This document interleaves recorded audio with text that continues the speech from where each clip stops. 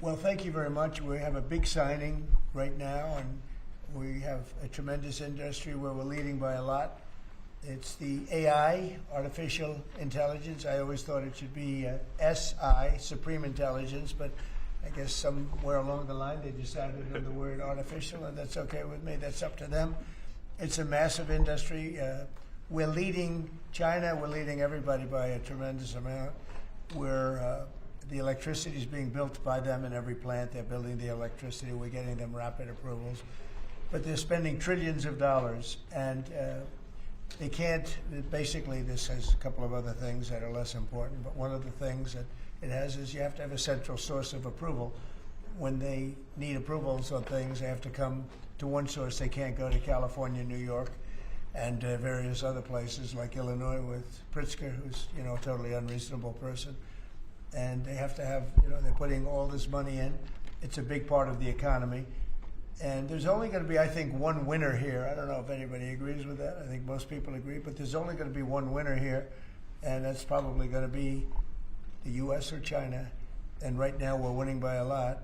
China has a central source of approval. I don't think they have any approval. They just go and build. But people want to be in the United States, and they want to do it here, and we have the big investment coming. But if they had to get 50 different approvals from 50 different states, you can forget it, because it's not possible to do, especially if you have some hostile. All you need is one hostile actor, and you wouldn't be able to do it. So it doesn't make sense. I didn't have to be briefed on this, by the way. This is real easy business. I mean, this is simple. We're taking in trillions of dollars. We're taking in tremendous amounts of countries, jobs, everything's coming in. Now, just to get off AI for a second, auto plants are being built at levels that we've just about never seen before. Our auto industry was decimated. 56% of our auto industry left our country over the years. It was at one point 100%, and then it got shriveled down, and really we lost a lot. And now, because of tariffs, which have been so incredible, we've taken in hundreds of billions of dollars, and we're bringing back our factories. We're bringing back everything. We've never been in a position like this. Our stock market today was, well, I saw it a few hours ago, but a few hours ago it was way up, and we hit a new high for the 52nd time in 10 months. We have an all-time high stock market, and it's all reasons. A big reason was the election November 5th, and another big reason, and maybe the biggest reason, but maybe not, because without the election this wouldn't have been done, because people don't know how to do it. The second reason is the tariffs. We're charging countries that were really hurting us badly, were really decimating us. Hence, we have $38 trillion in debt, which will start paying off pretty soon with the tariff money coming in. But countries that were really decimating us use tariffs against us. Now we're using tariffs. All we want is fair. All we want is national security. It's given us great national security. I settled 8 wars, and numerous of them was because of trade and because of tariffs. So we're very happy with that. But this is about something a little bit different. We want to have one central source of approval, and we have, I think, great Republican support. I think we probably have Democrat support too, because it's common sense. I mean, you can't go to, every time you make a change, and it could be a very reasonable change, you still won't get it approved if you have to go to 50 states. So this centralizes it, and it's something which the people behind me, the very distinguished people, but Tim Cook just left of Apple, and spoke to all of the big companies, great companies, and they won't be able to do this. This will not be successful unless they have one source of approval, or disapproval, frankly. You could have disapproval too, but it's got to be one source. They can't go to 50 different sources. So I just want to thank everybody for being here. And Will, what would you like to add to that? Sure. Mr. President, as you said, in keeping with your commitment to grow the American economy, create potentially millions of new American jobs, and maintain America's technological and military superiority in the years ahead, this is an executive order that orders aspects of your administration to take decisive action to ensure that AI can operate within a single national framework in this country, as opposed to being subject to state-level regulation that could potentially cripple the industry. David Sachs, your AI and crypto czar, has been one of the key players and key authors behind this EO. He can give you more of the granular detail, but the big picture is that we're taking steps to ensure that AI operates under a single national standard so that we can reap the benefits that will come from it in terms of economic growth, job development, national security, and technological edge. And it's really the biggest industry that anybody's seen. I mean, it's taking off. And again, I believe there'll only be one country that really benefits, and it should be the United States. And it will be if we do this, if we're unified. We have to be unified. China is unified because they have one vote. That's President Xi. He says do it, and that's the end of that. You know, we have a different system, but we have a system that's good, but we only have a system that's good if it's smart. David Sachs, could you say a few words, please? Yes, sir. So as you pointed out, we have over 1,000 bills going through state legislatures right now to regulate AI. Over 100 of them have already passed. 25% of them are in California, New York, and Illinois. You've got 50 states running in 50 different directions. It just doesn't make sense. We're creating a confusing patchwork of regulation. And what we need is a single federal standard.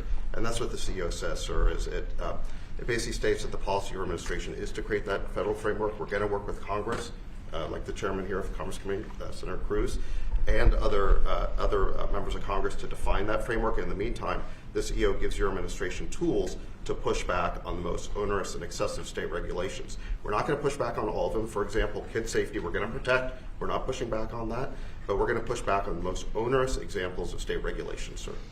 So I spoke with other Republican senators, and we have great approval. I think I spoke to anybody that even had any question and seemed to have gotten approval. Ted Cruz has been a very strong advocate of this is common sense. I mean, I think it's nothing more than common sense. Please, Ted. Listen, this is the single most important economic question in the country and in the world. Who wins the race for AI? You look back to the 1990s, there was a similar inflection point with the beginning of the internet, the dawn of the internet. And Bill Clinton was president at the time. He signed an executive order, just like you're doing, that put into law a light touch regulatory approach to the internet.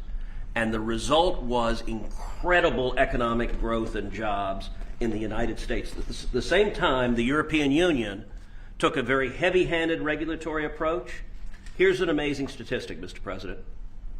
In 1993, the U.S. economies and Europe's economy were virtually identical in size.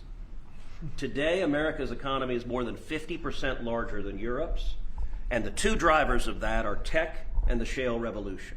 It transformed this country, and AI is the same thing. It's a race, and if China wins the race, whoever wins, the values of that country will affect all of AI. We don't want China's values of surveillance and centralized control by the communist government governing AI. We want American values of free speech, of individual liberty, of respecting the individual. So this executive order, I believe, is tremendously important. Thank you for your leadership. Well, thank you very much. And Scott, please. Yes, sir. This is pass-fail. As you said, this is the biggest technological innovation in our country's history. We've seen the canals, we've seen the railroads, we've seen the utilities, we've seen the build out of the internet and the fiber, and now it's AI, and it is pass-fail versus China. We have the lead, we've got to maintain it, and it is also going to be the single biggest source of economic growth. But everything else we do, with our defense, there's no use in having a golden dome if China's AI can get around it. There's no use in spending all this money on defense. And the U.S. will remain the leader in this under President Trump's leadership. He has accelerated the growth. We're actually going to move ahead further. We're seeing building everywhere, construction jobs. There are going to be jobs at the AI data centers. And most importantly, President Trump had the incredible idea to allow the companies to create their own power. And we are going to see soon that communities near AI facilities will have the same or lower electric costs than other communities, which is a great innovation. So this is an important document today. Do you have any questions?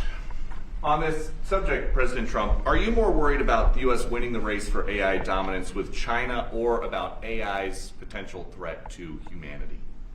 Both. We're looking at that very strongly. We have a lot of threats in the opposite way if we don't do it. You know, you look at the medical and medical research. Already the things that have come out of AI in terms of medical and cancer research and things, we're way ahead of what we ever thought we'd be just from the infancy of AI. So really both, and we want to be very careful with it. We also know that a big part of our economy, it could be 50, 60% of our economy going forward for a period of time at least, especially during the startup, is AI and AI-based. We have trillions of dollars of construction going on, and that construction would stop, or it would certainly be, a lot of it would be halted. So, look, we're leading China. We're leading China by a lot. China knows that, and not doing this would be the greatest gift to China and other countries, but China in particular, that China has ever received. And with Venezuela, now that we've seized this tanker, is the campaign against Venezuela still just about drugs, or is it now also about oil? Well, it's about a lot of things, but one of the things it's about is the fact that they've allowed millions of people to come into our country from their prisons, from gangs, from drug dealers, and from mental institutions, probably proportionately more than anybody else. They came in from many countries. We're getting them out. We had 11,888 murderers come into our country. Many of them are from Venezuela. We had thousands of Tren de Aragua, the gang, come in from, which they say is the most violent gang. I don't know, MS-13 is pretty bad, but Tren de Aragua, they say, is the most violent gang. That comes from the prisons of Venezuela. It came out of the prisons of Venezuela. So it has to do with a lot of things. They've treated us badly, and I guess now we're not treating them so good. If you look at the drug traffic by sea is down 92%. And nobody can figure out who the 8% is, because I have no idea. Anybody getting involved in that right now is not doing well. And we'll start that on land, too. It's going to be starting on land pretty soon. Thank you, Peter. Mr.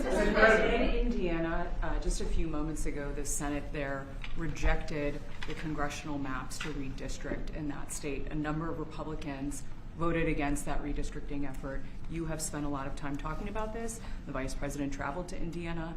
What's your reaction? Well, we won every other state. That's the only state. It's funny because I won Indiana all 3 times by a landslide, and I wasn't working on it very hard. Would have been nice. I think we would have picked up 2 seats if we did that. You had one gentleman, the head of the Senate, I guess, Bray, whatever his name is. I heard he was against it. He'll probably lose his next primary, whenever that is. I hope he does, but because he's done a tremendous disservice. I mean, think of it. It's a great place. I love the people there. They love me. You know, we won in a landslide all 3 times. Got tremendous votes. I got record votes. And then there's no reason for doing that. And the Democrats do it to us, so I can't imagine that they do it. But I wasn't very much involved. But there's a man named Bray, as I guess, head of the Senate. Was that Bray? Is that the name, Bray?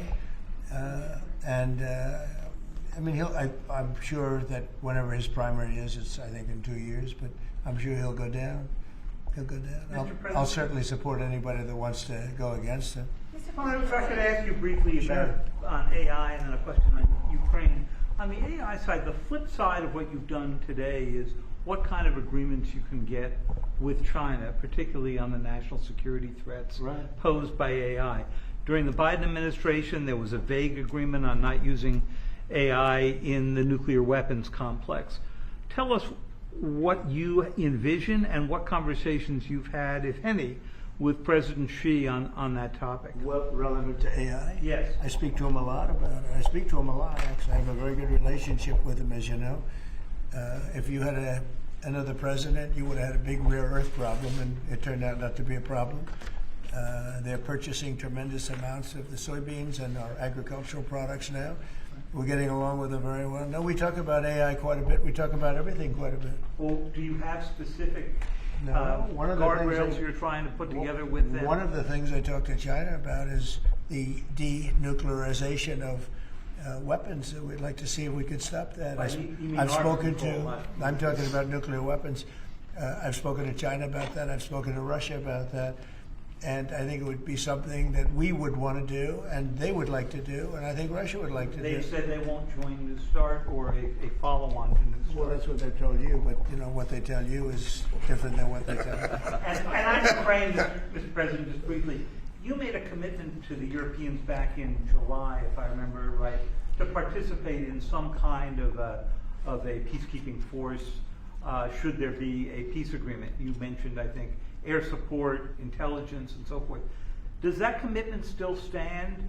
Is the U.S. ready to go contribute to It's this? called the security agreement, Yeah. basically, that they Yeah, call it, the which sounds security like agreement. one Yeah, of we the would four. help. We would help with security because it's, I think, a necessary factor in getting it done.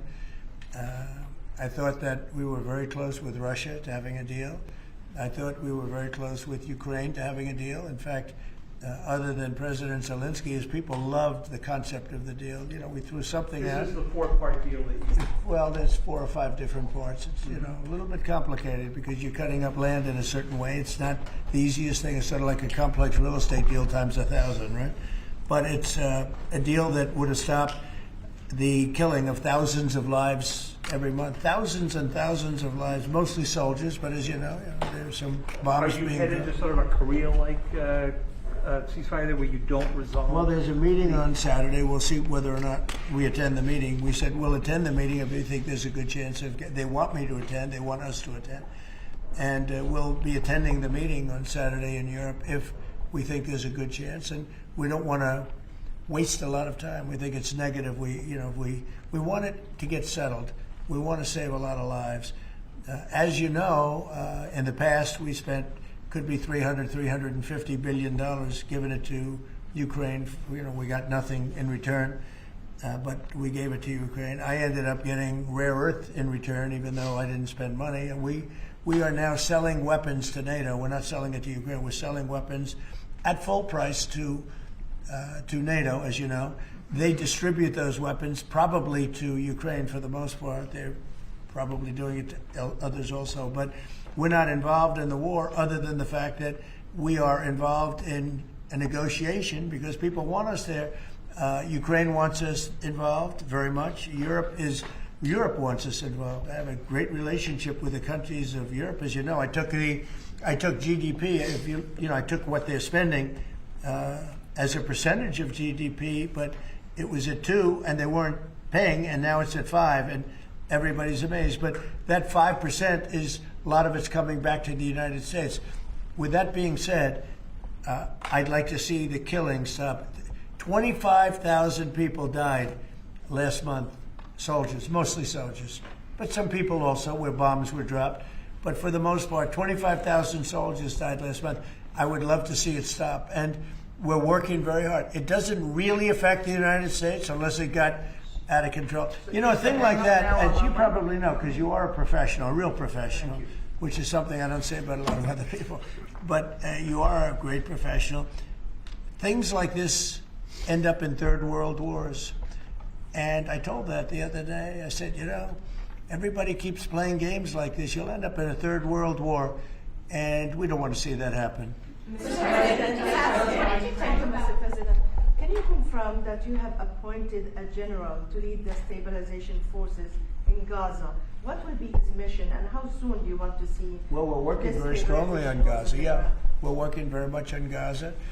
We actually do have a real peace in the Middle East. We have 59 countries supporting it, which has never happened before. We have countries that want to come in and take care of Hamas, as an example.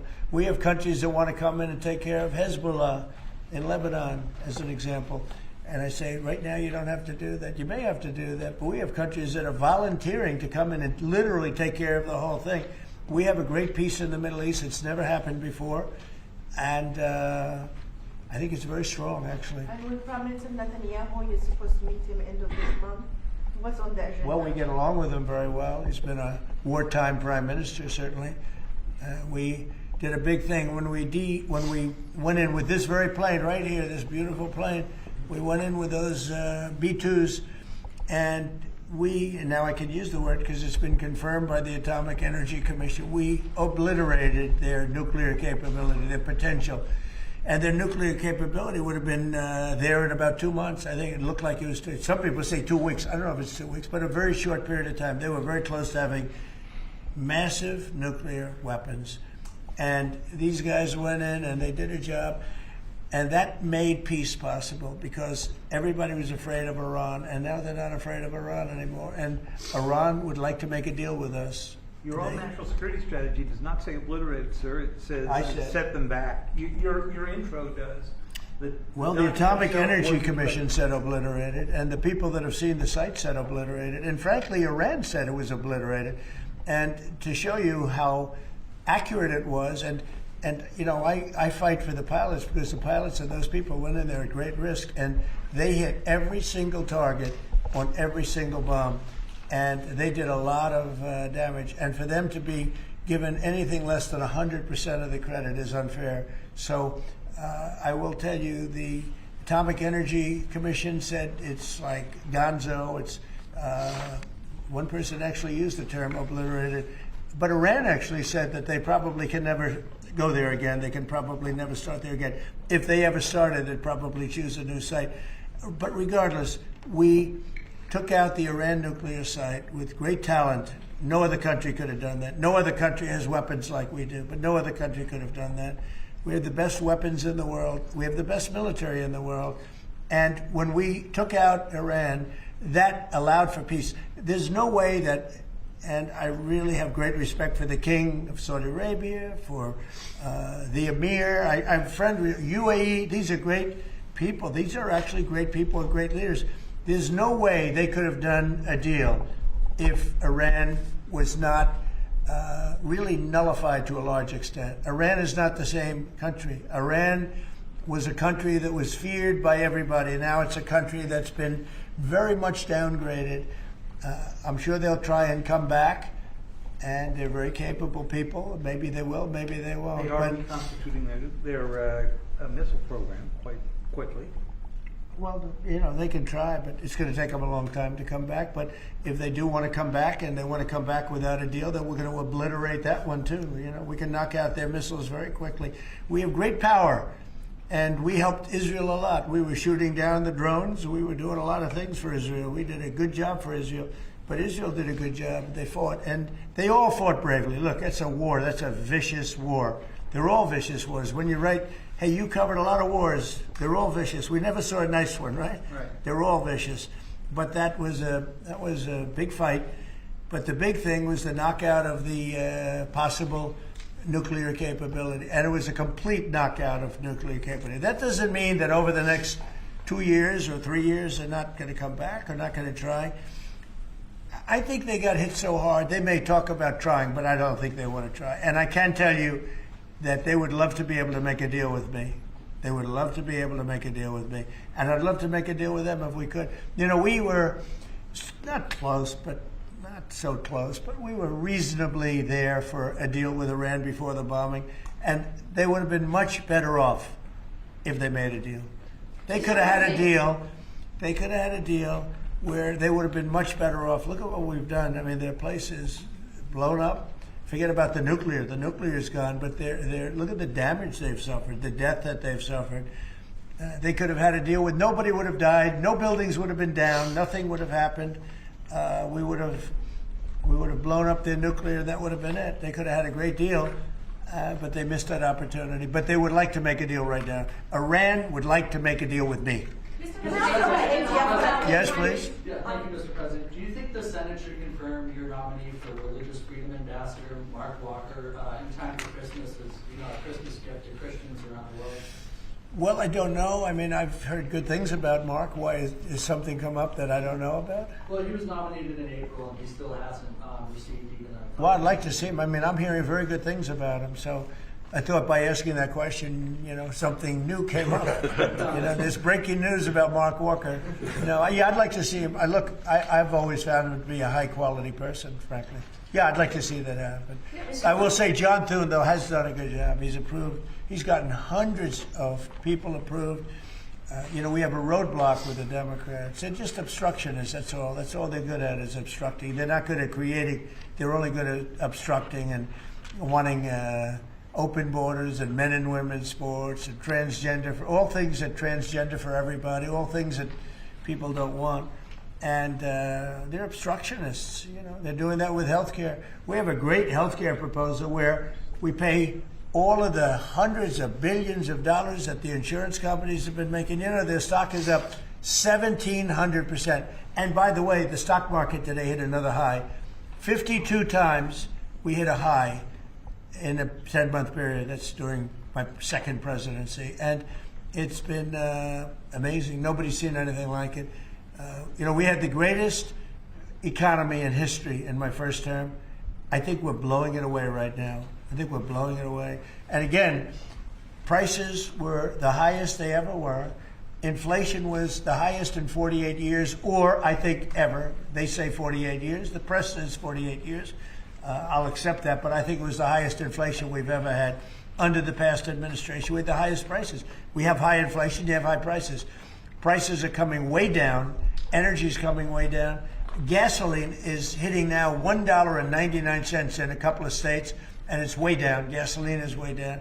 And when gasoline and energy comes down, everything follows. But prices are coming down, and we have an unbelievable economy. 401ks are setting a record. 401ks that's owned by a lot of people because they're based on the stock market. And the stock market for 52nd time has just hit a brand new high. So it's amazing what's happening. And I will say this, our country is respected again. I think we're respected like never before. The United States is respected again. We have a country that was a dead country 1 year ago, dead. And now it's the hottest country anywhere in the world. Thank you very much, everybody. Thank you, Press. Thank you, Press. Thank you. You can call. Thank you, Press. Let's go.